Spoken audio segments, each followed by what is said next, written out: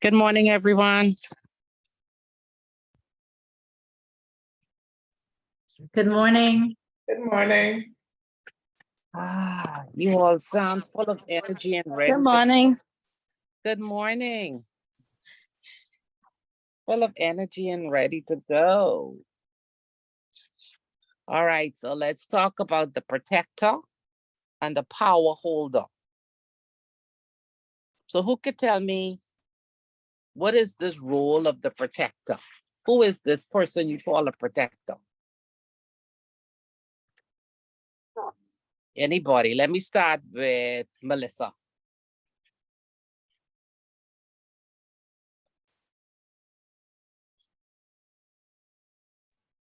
Okay, let me, Assistant Melissa, you got it? I'm waiting on Melissa. She quiet, unless she stepped away. Yeah. She probably stepped away. Go ahead, Alicia, tell me. Okay, so the protector is the person who oversees the trust. They ensure that the trustees are doing what was outlined in the trust deeds.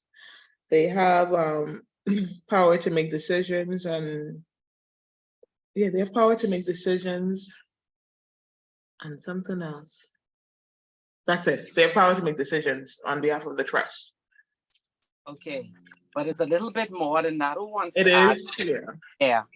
They also okay, I lose in layman's terms. They Go also ahead. like a spiritual advisor. Basically, like, no, you mean like, Rodney Mancow always just consult with the spiritual advisor on the show. That's what I mean. Like, so basically things that they don't know about, the trustee doesn't know about, let's say, the beneficiary. The protector should be able to answer that on behalf of the knowledge that they have based upon the history of the family. So they act as a guide. Yeah, I get your point. Yes, I ma'am. get your point. Okay, yeah, more or less, yeah. All right, so we know that they're responsible for supervising. They give consents, they give approvals. They can also remove trustees. So everything depends upon what the provision is in the trust deed. I was trying to find my trust book. Because everyone may not be aware of what the provisions can be. Like, to give you an example, give me 1 second, let me get my trust book. I have the latest book.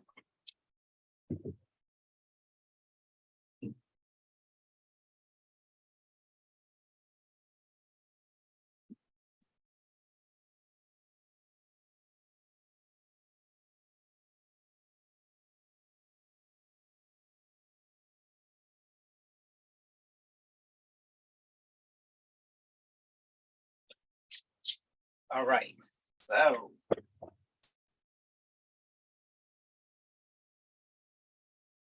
let me find a provision for you so you can have an idea of what it says. No, that's the wrong schedule.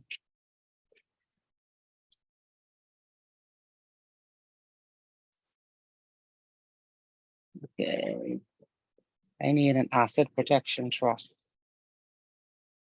Let's see, trust.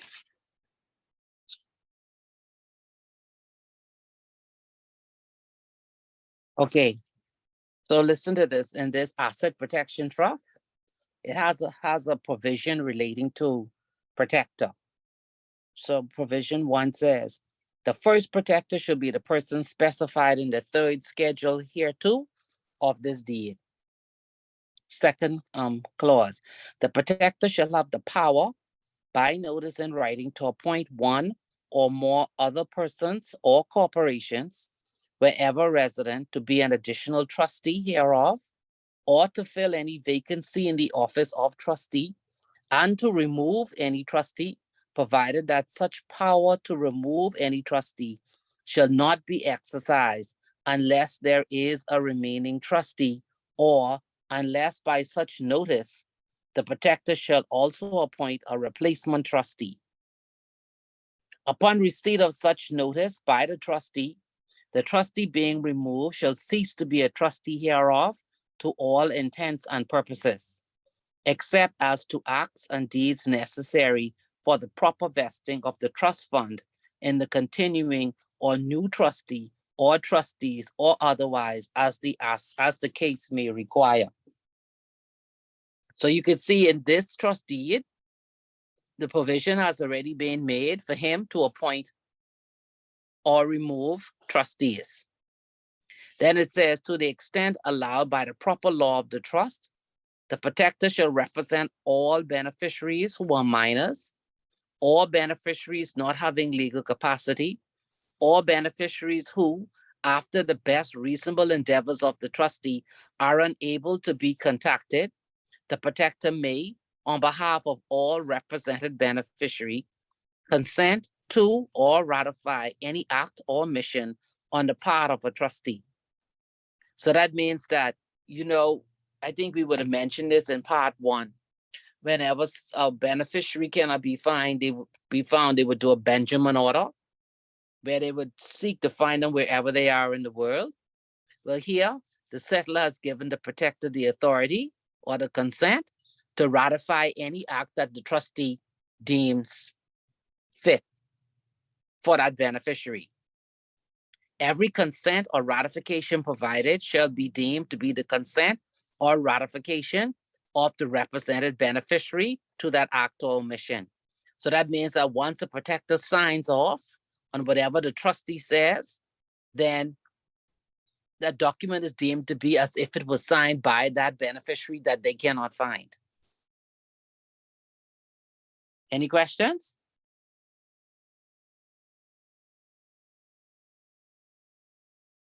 Yes, no? You all are No too que- quiet today. No questions? Okay, all right. So you see in your notes, it says that normally a protector is appointed because the settler wants to have some peace of mind or some comfort. And later down, we'll have a discussion about when, why a settler sometime would actually appoint a protector. So the protector could be either a friend, the settler himself, or it could be an attorney, or it could be some relative. And the protectors, once they're appointed under the terms of the trust, they allow some flexibility because the trustee can make decisions based upon the advice of the protector, like Levette said. So they also seek to ensure that the intention of the settlers are being considered. But don't forget, they cannot follow the letter of wishes to a script. They can only just make sure that the trustee may seek to review it and see if they're in line with what the settler had asked for. But remember, they always have to act in the best interest of the beneficiaries and the trust. They also act as an intermediary between the trustees and the beneficiary. Until you will see there are cases where the protector themselves does not get along with the beneficiaries. And they provide a safeguard for the management and administration of the trust, like we said before. So to be a protector, there's no specific qualifications. The person only has to know who the beneficiaries are, because remember, that's their role. Their role is to be there to give advice, to give consent, and to give approval. So they have to know who the beneficiaries are. And they always, like I said before, have to act in their best interests. So if I go to the 4th provision in this trust deed, it says, in addition to the powers specifically conferred on the protector by this trust, the protector shall have the power on reasonable notice to request and obtain any and all information and accounts from the trustee pertaining to the trust and trust fund. The protector shall have the power to require that the trustee have the accounts of the trust fund audited at the expense of the trust fund. So you see, in this trust deed, he also as a part of his making sure that he supervise and making sure that the trustee administer the trust. He also have that responsibility to make sure that the accounting of the trust is done properly and to make sure that an audit is carried out. So a protector can be, like we said, a relative, could be a friend, could be a settlor, the settlor himself. It could be an attorney, or you can have a protector that is an actual corporate entity, a legal entity. And in the Bahamas, we've created a legal entity corporate vehicle for that purpose. It serves other purposes, but it can be used as a protector. And that's the Bahamian executive entity. So it is a company. It's similar to a foundation. So it has limited liability. It has no shareholders.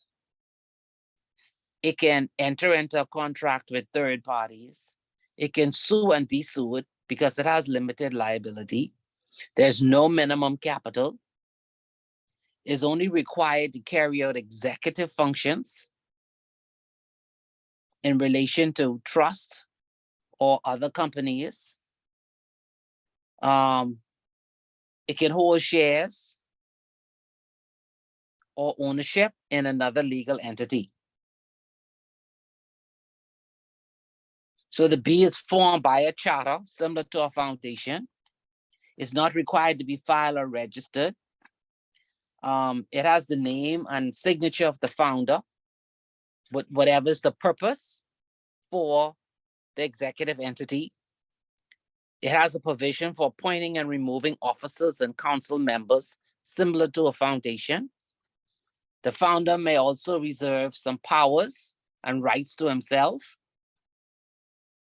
The executive entity will appoint an executive entity agent, and that agent is similar to when you have an IBC that is incorporated and it must have an agent. The same way for an executive entity, it must have an agent, and that agent has to be licensed under the Financial and Corporate Service Providers Act. The officers are to administer the Bahamas executive entity, and This meeting is being recorded. Ms. Archer, yes, I don't know if anybody else, but you keep dropping. oh, And No. it just came back on and say disconnected, and then it came back up and say now the meeting is being recorded. no, that must be Miguel. He's doing the recording. Oh, I don't know. I barely heard anything you said. Okay, how far? From you started reading from the script, you went out for a while, you came back in, then you went out Oh. from it again, then you came back in. Oh, well, I don't know. Melissa, maybe you need to sign out and sign back in again, because I don't know if anybody else was experiencing it, but I didn't have an issue. Okay, I'll leave and then come back in. Okay, we wait for you. Okay.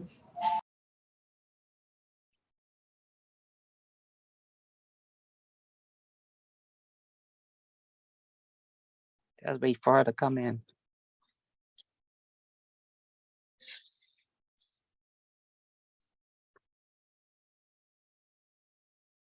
Yeah, because I didn't have any indication on mine. She's in. Okay. Is it okay now, Melissa? Yes, I can hear you. Okay. Yeah, you sound a little bit clearer too. Okay. Yeah, it's better. No, so I was just explaining that a protector can also be a legal entity. And in the Bahamas, they have the Bahamian executive entity, which is a legal entity, is similar to a foundation. And so a protector can actually be that corporate entity. rather than having an attorney or a relative or the settlor himself. And like a foundation, it must have an agent, and it has officers, and it has a counsel.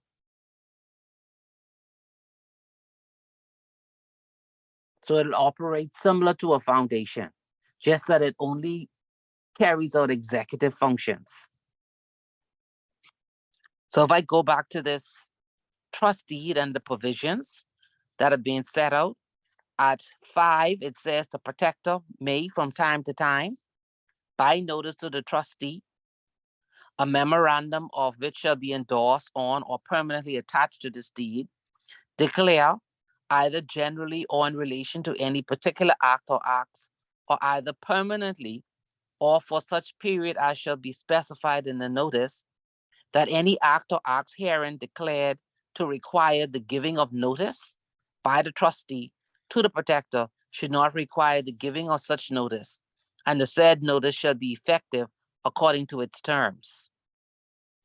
6 says, if and whenever, and so long as there is no protector capable of acting, a memorandum to that effect shall be endorsed on or permanently attached to this deed, and all the provisions of this deed, other than clause 4 and clause 17 and clause 38, shall be read and have effect as if all references to the protector were omitted.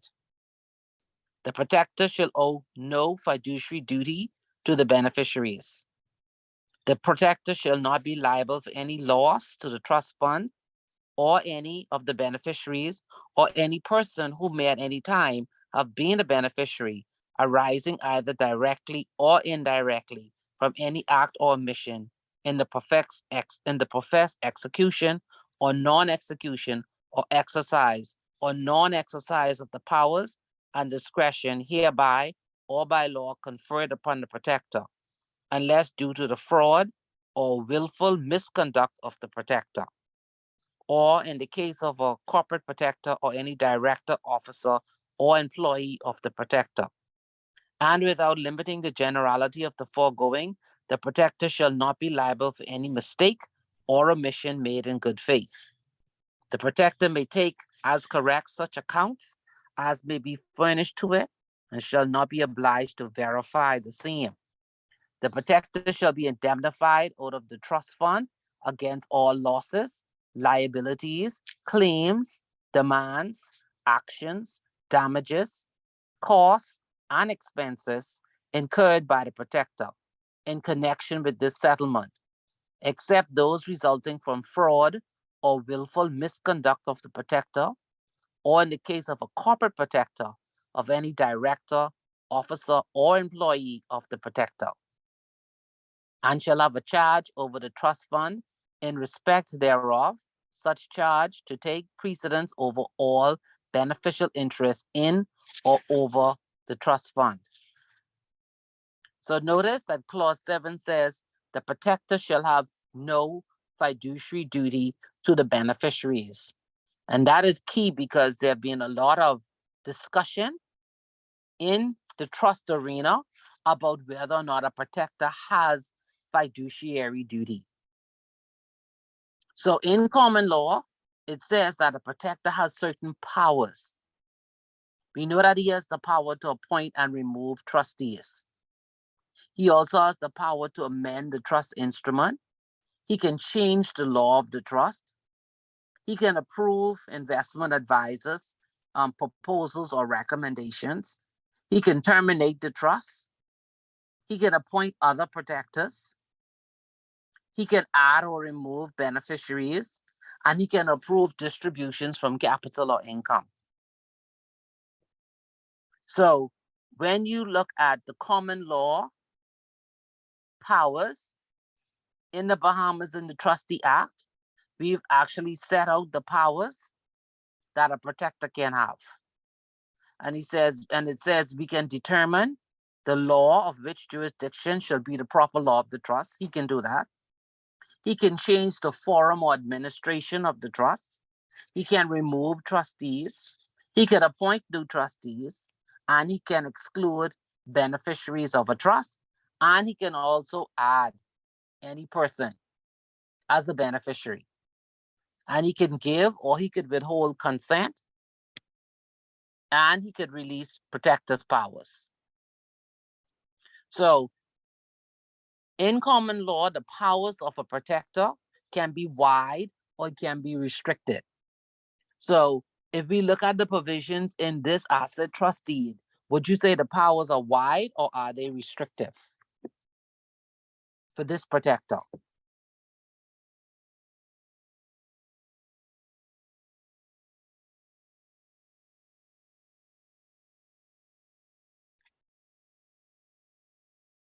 Why?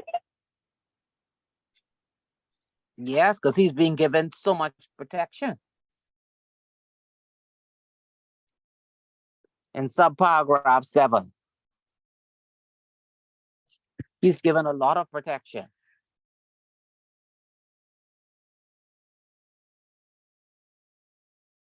So notwithstanding the wide powers that a protector may have and his role in the trust, the protector is not recognized in law as a fiduciary.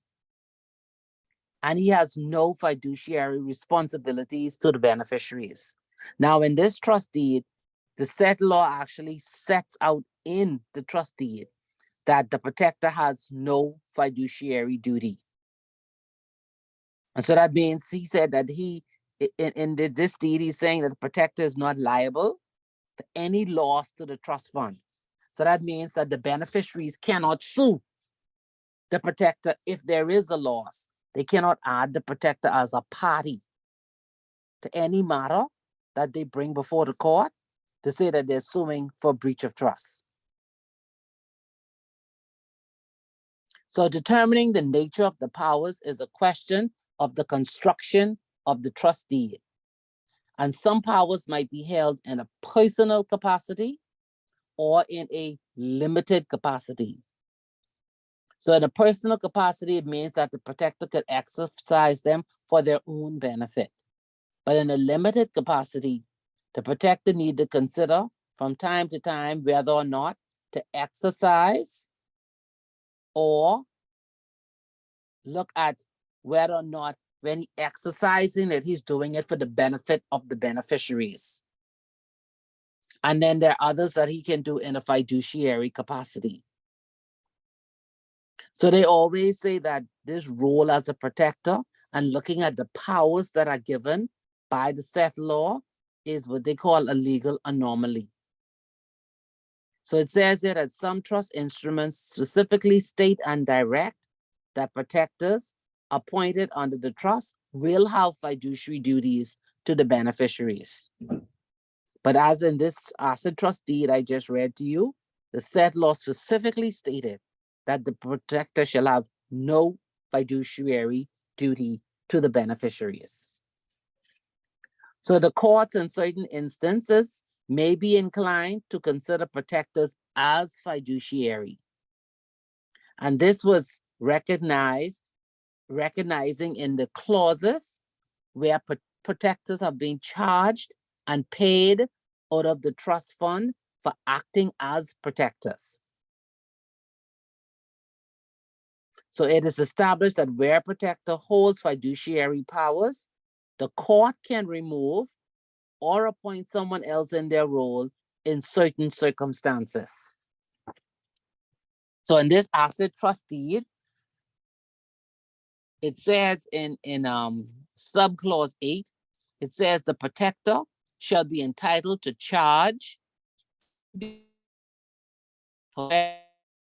the charges, time spent and services rendered by expenses incurred by it in the execution of its position and of its hereunder, whether the ordinary course of a business or not, and although not of a nature requiring the employment of a solicitor, accountant, person. Even the settlor will be paying the protector the usual professional and for any business and time spent. In his opening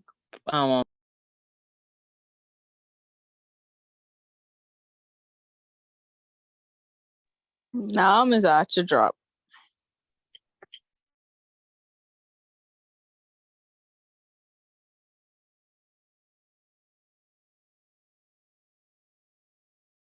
It dropped again, I see. Yeah, now you back. Where did it drop? Like 2 seconds ago. Oh, okay, because I just heard it just drop when I stopped. Yeah. Okay. So in the case of Freiberg Trust, hold on, let me see.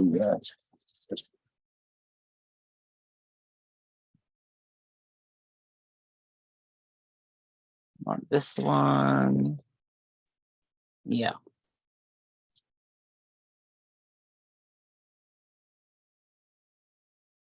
It's just moving up and down. Feel like it's switching. Okay. So in Freiberg Trust, the protector was declared a fiduciary, and the court held for the protector to be removed as he was convicted of fraud and sentenced to imprisonment. So in this trust deed, it says a new protector shall be appointed whenever the protector for the time being dies or is desirous of being discharged from the position of protector, or is put into liquidation, or otherwise ceases to exist, or signs a notice to the effect that it desires to be discharged from the position of protector, or is removed from his position in accordance with this clause. Whenever occasion arises for appointing a new protector, such new protector shall be appointed by deed by the said law and provided to the trustee, and the same shall be effective according to its terms when the deed effecting the same is received by the trustee, who shall cause a memorandum of such appointment to be endorsed on this deed. If at any time there is a period of 6 months, no protector, the trustee shall, from the expiration of that period, and unless and until a protector is appointed under the provisions of subclause 2 of this clause, have power itself to appoint a person other than the trustee to be the protector. If for any reason there is no protector who has been appointed during any period of time, then during such period of time, the trust hereby created shall be administered without any protector. So in the case of a trust, the court held that the test for the removal of a protector was the same as the removal of a trustee. And that is whether the protector's continuation in office would be detrimental to the execution of the trust. So the court exercises this discretion, this jurisdiction lightly, as it always seeks to protect the welfare of the beneficiaries and ensure that the trust is administered properly. The court can also control the fiduciary power of the protector, as demonstrated in the case of Jasmine. And that was the power to appoint a successor protector. So let me, where's my paper? Right here. Let's look at some recent cases. In the case of the matter of the K Trust, in this case, the beneficiaries of the trust made an application to the courts in Jersey to remove the protector from office.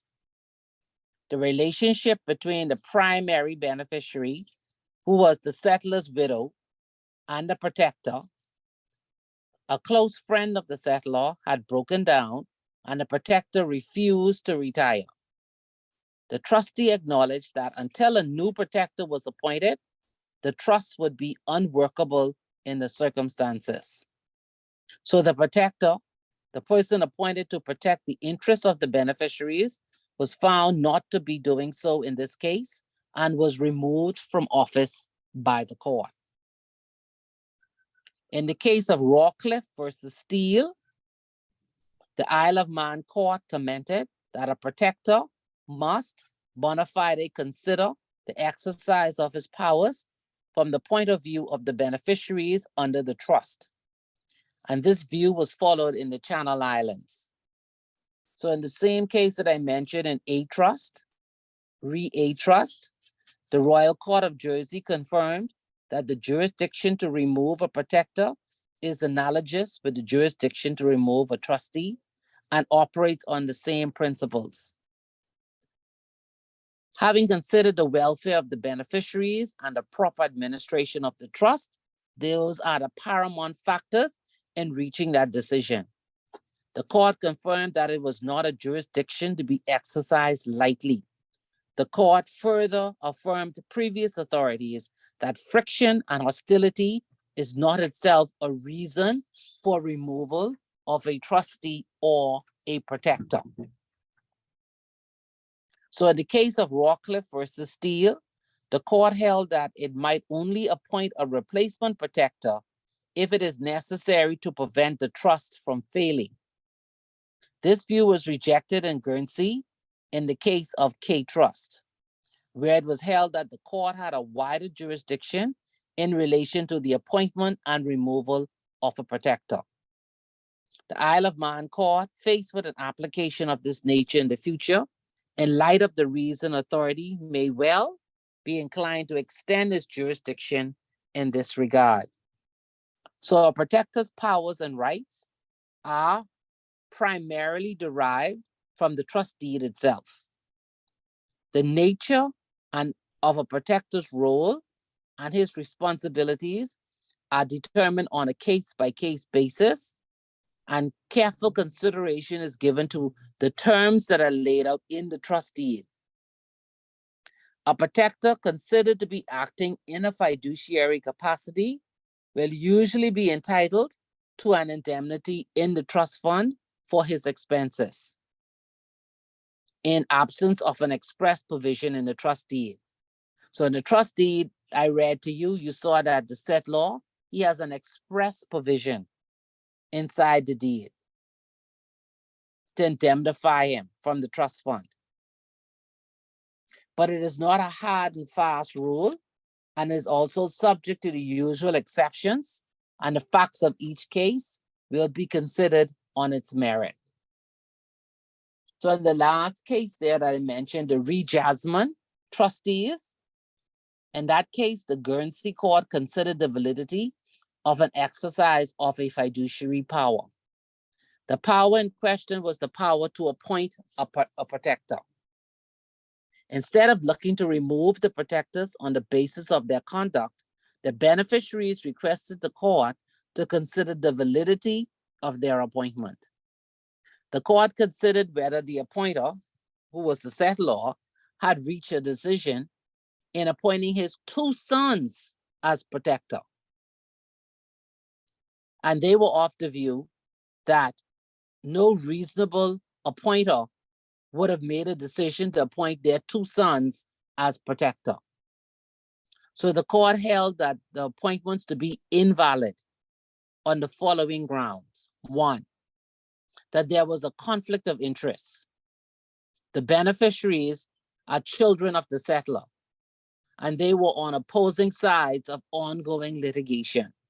Two, there's a lack of independence. The father is the settlor, who is very controlling and who he influenced the other members of the family. And the third ground was that there was an irretrievable breakdown of the relationship between the parties. So an appointer, who is the settlor, when he's appointing a protector, in exercising their powers, they need to consider their duties carefully, remembering their obligations to act in good faith and only consider relevant factors. Any ulterior motives behind their decision may cause their choice to be challenged in the future. Note that in the recent amendments of our Trustee Act, a fiduciary power is defined as a power that when it is exercised, it has to be exercised for the benefit, taking into account the interests of at least one person other than the person who holds that power. So let's just say if the settlor says that he is the protector, he has to take into account the interests of another beneficiary and not just himself. And in the case of a charitable trust, to advance the purposes of the trust.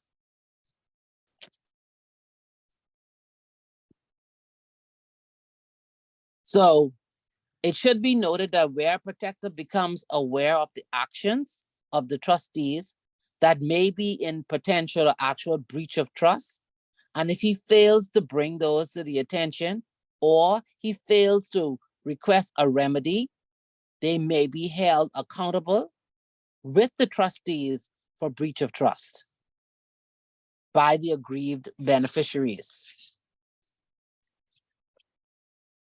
And the Trustee Act also has a definition of a power holder. And again, that's any person who holds a power.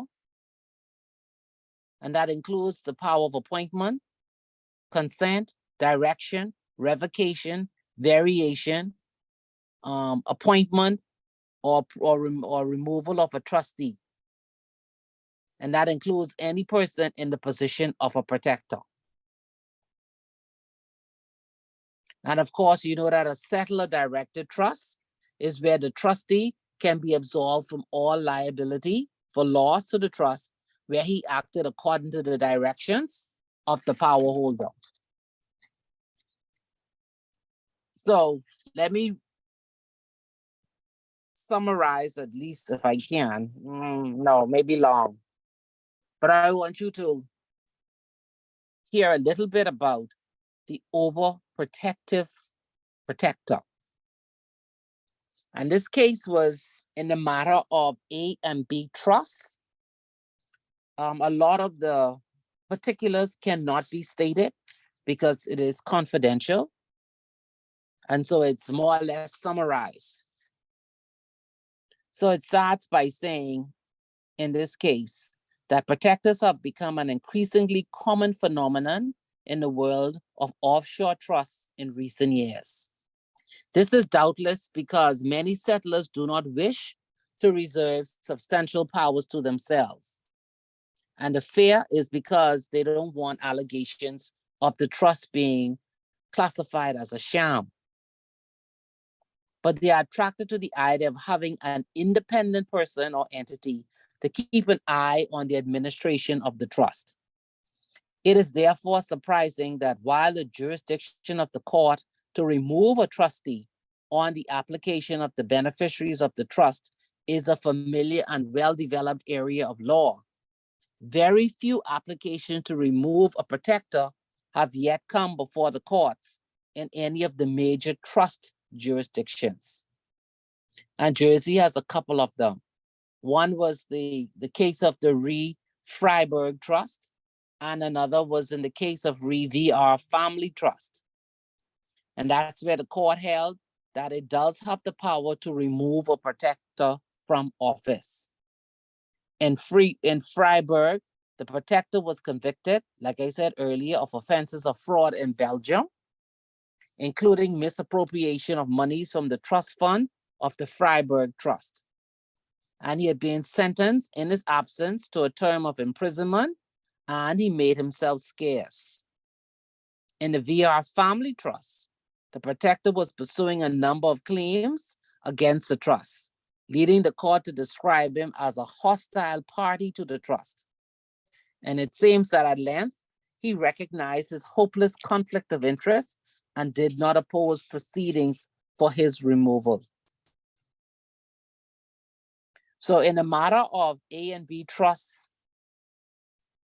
there's a Jersey case. The Royal Court of Jersey shed important light on the scope of the court's jurisdiction and the tests to be applied.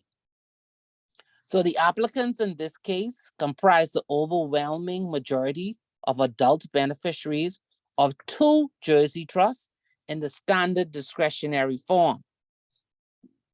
The protector had been a professional advisor to and personal friend of the settlers and was appointed by them. Relations between the applicant beneficiaries and the protector had entirely broken down. In particular, the applicants contended that this had come about because the protector conceived his role as being principally to ensure that the wishes of the settlers were carried out, rather than to uphold the interests of the beneficiaries at all times. They consequently sought an order for the removal of the protector from office. It can be no part of the function of a protector to ensure that a settler's wishes are carried out. The court held that it had become abundantly clear that relations between S, that's the protector, and the representative beneficiaries had irretrievably broken down, and that the overwhelming majority of the other adult beneficiaries also wanted him to go. The protector insisted that there was no hostility on his part towards the representative beneficiaries, but his vigorous attack on them was at odds with that assertion, and it was difficult to see how relations could ever have been restored to an acceptable level. He may not have been exclusively responsible for this state of affairs, but he was plainly a major contributor to it. As to the protector's conception of his own, the court held that it also became clear that the root of the problem lay in the protector's misconceived view of himself as the living guardian and the enforcer of the settler's wishes. It can be no part of the function of a protector with limited powers of the kind conferred on the protector by the trust instrument to ensure that a settler's wishes are carried out, any more than it is open to a settler himself to insist on them being carried out. A trustee's duty as regards a letter of wishes is no more than to have due regard to such matters without any obligations to follow them. And a protector's duty can correspondingly be no higher than to do his best to see that trustees have due regard to the settler's wishes, in whatever form they may have been imparted. From the moment of his acceptance of the office of protector, his paramount duty is to the beneficiaries of the trust. The court went on to find that although the protector's motivation for the way he exercised his role was bona fide, the role in which he cast himself went well beyond what was proper for someone in his position, and led him not just to insist on playing an overactive part in the management of the trust, but also to take up indefensible positions as regards his successor. His reluctance to recognize the potential jeopardy to the trust created by his overzealous involvement, and his readiness to allow the entirety of the proceeds of liquidation of a substantial portfolio of investments to remain on deposit with a bank that was part of the same group as the trustee. The court noted that it was common ground between the parties that the court had an inherent jurisdiction to remove a protector from office, that the jurisdiction flowed from the fiduciary nature of a protector's office, and that the guiding principles for the exercise of the jurisdiction was encapsulated in the well-known statement of Lord Blackburn in Letterstead versus Brothers. And that concerned the removal of a trustee. In that case, it was stated, it was quite true that friction or hostility between trustees and the immediate possessor of the trust estate is not of itself a reason for removal of trustees. Where the hostility is grounded on the mode in which the trust had been administered, it is certainly not to be disregarded. If it appears clear that the continuance of the trustee would be detrimental to the execution of the trust, even if for no other reason than that human infirmity would prevent those beneficially interested or those who act for them from working in harmony with the trustee is always advised by his own counsel to resign, and does so. So in this particular instance, the court found that although the protector had acted at all times in good faith, he had seriously misconceived of the nature and scope of his role and had contributed in large part to the irretrievable breakdown of relations between himself and the majority of the beneficiaries, and that this state of affairs was seriously inimical to the proper administration of the trust. It was therefore removed the protector from office. The powers and duties of a protector under the terms of the trust will vary, and so too will the ways they might err. However, it seems safe to conclude from this decision that where a protector fails to act at all times in the interest of the beneficiary, fails to understand or wrongly conceives of their role, pursues an agenda of their own, fails to keep an appropriately beady eye on the actions of the trustee, or is either under or overzealous in their dealings with the trust, that protector is at risk of removal from office. A wise protector will therefore be at pains to fully understand the nature and scope of the job at hand, and will remember that they are in office primarily to protect the interest of the beneficiaries, rather than those of the settlor, the trustee, or themselves. A wise protector will also be well advised not to fall out with the beneficiaries. A breakdown in relations that has a detrimental effect on the administration of the trust will in itself imperil the protector's position. If the protector is found to have substantially contributed to the breakdown, the risk of removal is even greater. As for beneficiaries, they should take some comfort from the knowledge that where they are faced with a protector who, for whatever reason, does not have their best interests at heart, the court will intervene, even where the protector has at all times acted in good faith. So in that case, in the matter of A and B trusts, the court gave quite a few examples on what they call an overprotective protector.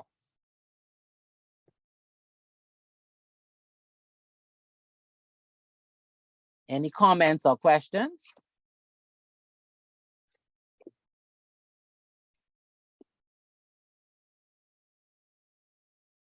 No, ma'am. Not No? at this time, at least for me. That was a lot of So, information. what did he, It's what our made him job. overzealous? The A and B trust case, we could find out online. No, it's Okay. confidential. Okay. Because you notice I only gave you an excerpt on the judge's comments on him being overactive. The details of the case cannot be disclosed. This is just too confidential. Okay. Yeah. So his overzealousness caused them to lose money.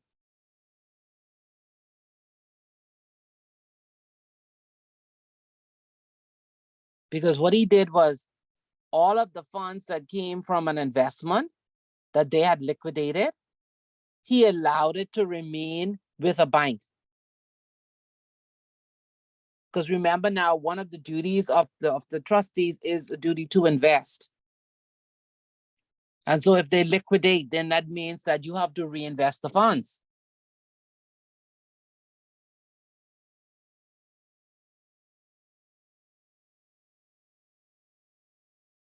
So he was just being overprotective. He was following the wishes of the settler rather than looking at what was in the best interests of the beneficiaries.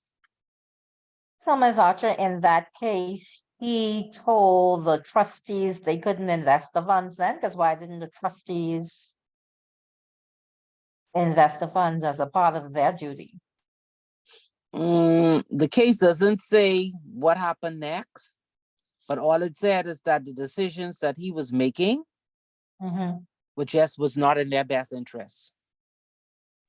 So you think he felt like they didn't deserve it, or what was this main issue? Like what really got him? He was Trouble. following the letter of wishes rather than looking at what is in the best interest of the beneficiaries. As he should have. because As he he's the should have. protector. Yeah. He should have considered Mhm. them more than just following straight to the T what the will said. Yes. What the wishes said. Yeah, what the wishes. See, because it said here, it say the applicants contended that this had come about. They said the relationship between the beneficiaries and the protector had broken down. And he said the applicants contended this had come about because the protector conceived his role as principally ensuring that the wishes of the settlers were carried out, rather than looking at what are the interests of the beneficiaries. So that's why they went to the court to have him removed.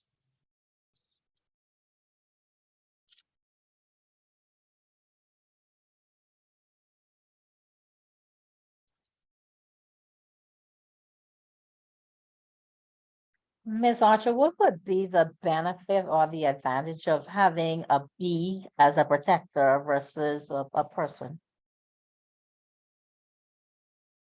Mm, It would be more independent. Okay, Yeah. You could have a corporate protector. Because that person really wouldn't know the beneficiaries like that. But they would give more independent decisions.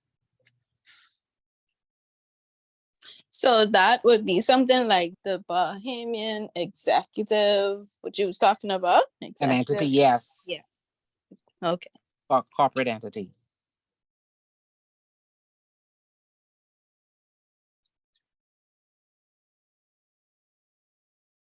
So, summarizing all of this, let me just go down. Let me see who I haven't heard from. Siobhan, what is a protector of a trust?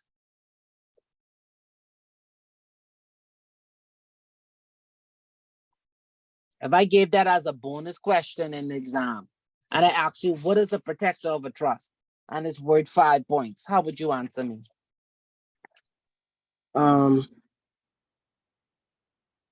Protector is somebody who is appointed by the trust to supervise and give consent in certain aspects of the trust instrument.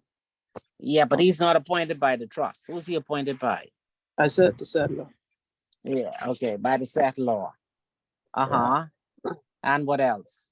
And he basically oversee the administration of the trust by the trustee. Okay. More?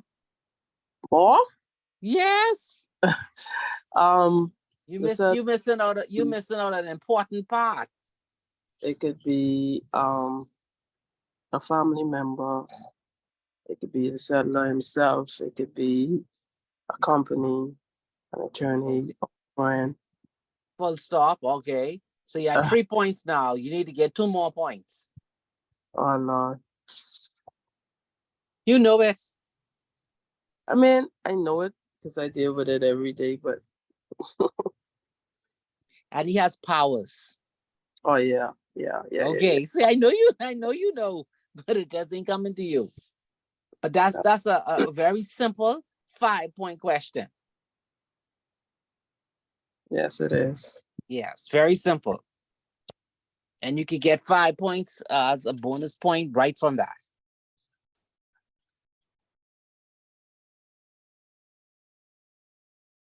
All right, so let me see. I'm gonna ask this one too. Deandra, she's so quiet today.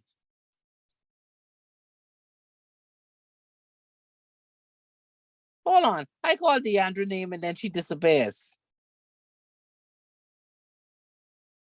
All right, Leah.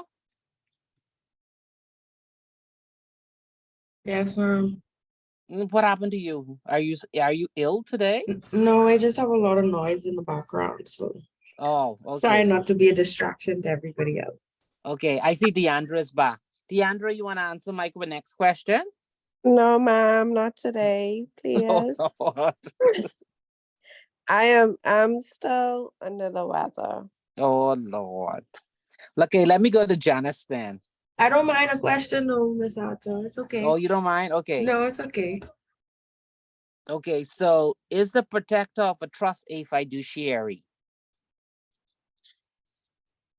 If the trust instrument says that they are a fiduciary, they are. And I guess under certain circumstances, depending on the powers that they have, the court could consider them to be one, Yes. but traditionally, not really.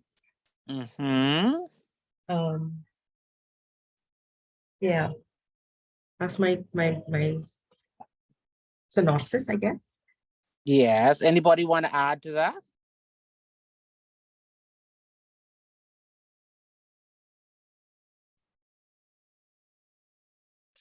Remember in the cases, the court said that they actually look to the trustee to determine whether or not the fiduciary, whether or not this protector has fiduciary duties or not.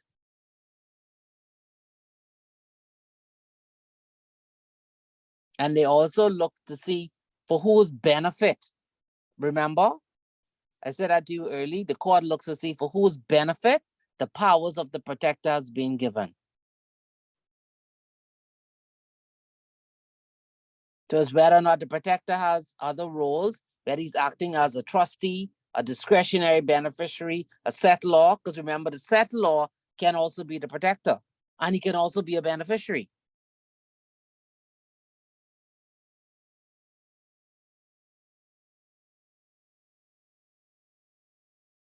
So let me ask, okay, so Janice, is your turn now. Can the appointment of a protector undermine a trust?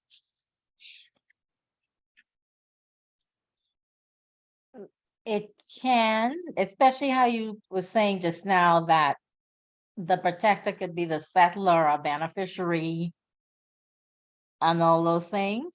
It can, because there can be conflict of interest. Yeah, Alisa, you want to add to that?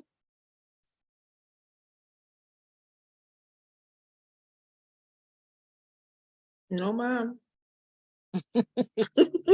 So no, but I mean what Janice says is right, and that's a very good example, because the court may find that the trust is not a trust. When he is the settlor, he is the beneficiary, and he is also the protector. Mm-hmm. So it can undermine the trust. That's different from having a protector who is overzealous. This is trying to clarify the roles that they play in the trust itself. I guess in that case too, it could almost be seen like the trust could be a sham. Yes. Because actually he is controlling everything. Right. Mm-hmm. So this is another wonderful area for the final exam.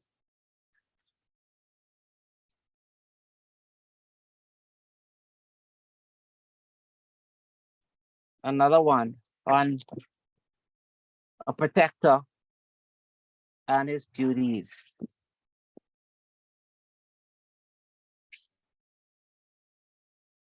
Why you all go so quiet when I say another wonderful? Oh, did you saw the document I sent on minutes? Yes. Okay. Yes, Good. Yes. All right.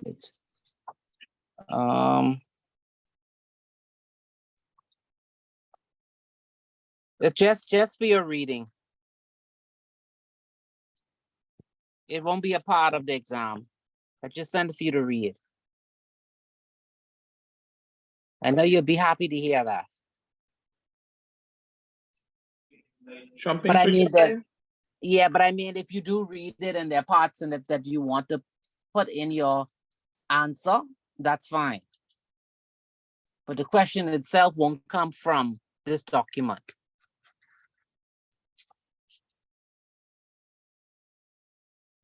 It'll come from your notes. So I couldn't find any Bahamian case on a protector. I couldn't find any at all. None. So I couldn't bring I to at least show you how it's done here. Or an example of what would happen here. So I don't have that. So any questions and comments? I will not see you all until another 3 weeks. You sure about that this time? Does every class you say that same line, Miss Archer? I don't know what is wrong with you all. We don't mind you coming back, mind you. No, I know, but no, I will not be back for the next 2 weeks. I will not. You will have Mr. Wilkinson. I'm sure he will be here. Miss Dorset just had an emergency, so forgive her. All right? So like I said to you all, on Thursday, please start to study so you're not overwhelmed. Yeah. You did well on the last one, but this time, those know who I'm speaking to, you have to do better. Ms. Archer, when on the stand, be sending out the official email with the results, please, do you know? No, you didn't get it yet. No? But Did I anyone sent else them get out, though. theirs? I mean, you have it. No, I'm talking about for the company. The company's paying, so. Oh, okay. I'll tell her. Okay, Okay, I have I'll tell her. another question, Miss Archer, based on the grades. Like saying that we Uh-huh. took 2 exams, are we getting the average or we have to pass with a 70 in both? No, yeah, both, because it's an average. You have to pass both. And I mean, I get that we have to pass both, but I'm saying like, is the grades going to be combined and then average out for you? Yes. Yeah, Okay. it's combined. Okay. Okay, so let me tell her to send the grades out officially. So I guess your employer could know that you passed part 1. okay, thank you. Yeah, I'll do that. All right, all right. Yeah, let me do that now. Type it in right now. I called her yesterday, I guess she just didn't get to it. But I Yeah, don't but I can want, remind her. yeah, next week to come and they still don't have it.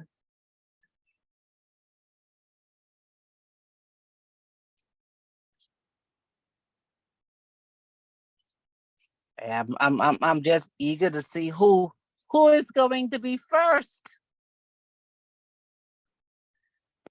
That's why I'm urging that you all study.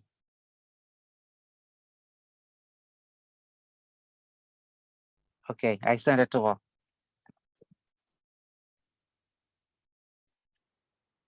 Okay. Thank you.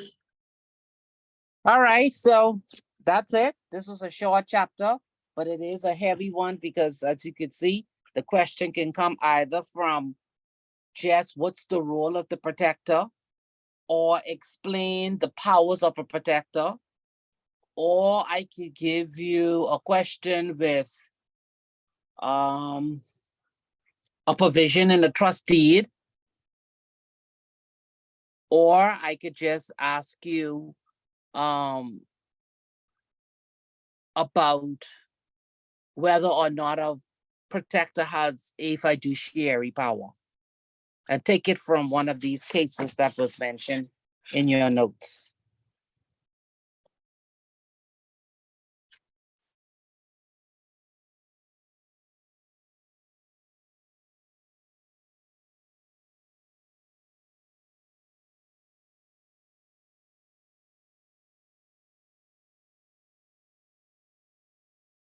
Yeah. So I really want you all to start studying.